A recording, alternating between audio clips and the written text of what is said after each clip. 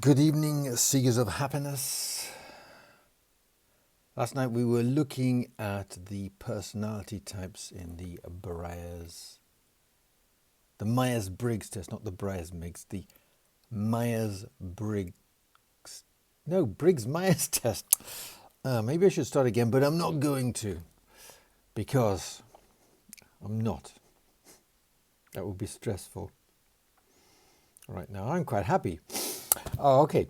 So, and we were talking about the pastimes that you can look for, which are best suited to, possibly, to your personality type. There's not a hard and fast rule. I mean, you could take it to extremes. Some pastimes may not be 100% your kind of thing, but you get a lot of pleasure out of, for example, playing a game like Snap with your kids or with your partner. It can be a great deal of fun. So, but maybe card games in general are not your thing.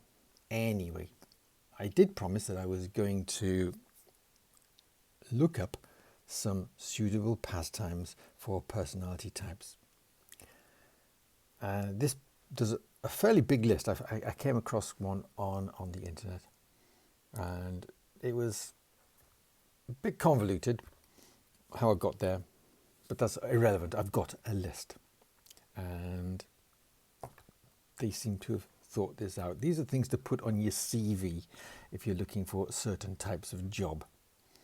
Your hobbies, the hobbies list of your CV, because apparently that's very, very important. It tells them a lot about whether or not what you do with your spare time would make you a good fit for the kind of job that you're applying for. So it kind of makes sense, yes? Okay, so apparently they do look at this stuff. And not suffering fools gladly is not a hobby, and it's not a desirable trait. It makes you an idiot. Because you know something, I'm deviating here, but idiots or fools or whatever you want to call them, they're people who don't know stuff and they're asking for a bit of guidance. And if you're the kind of person who gets impatient with that, you're causing yourself stress. You're causing them stress. You're causing a lot of stress within your department if you're doing this at work, and you're not doing yourself any favors. So I would, if that's one of your stock answers when you go for interviews, remove it.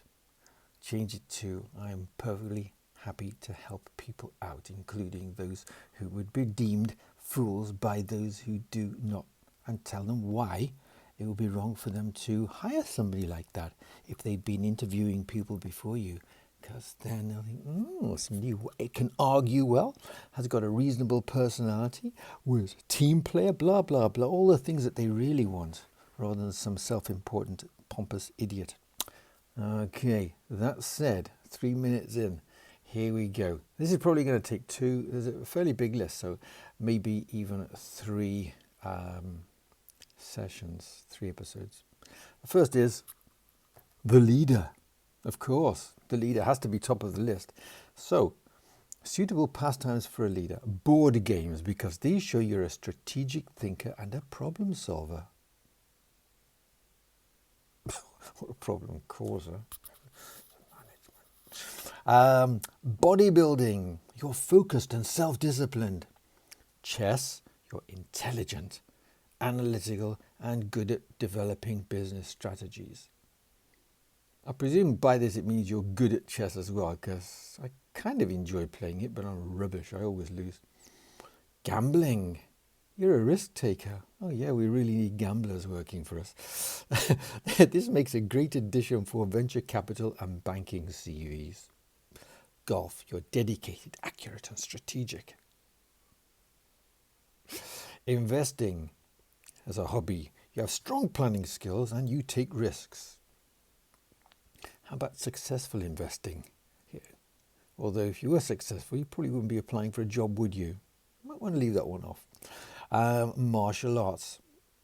You have discipline and humility and are focused and confident. Meditation. You are calm, collected, and have self-discipline.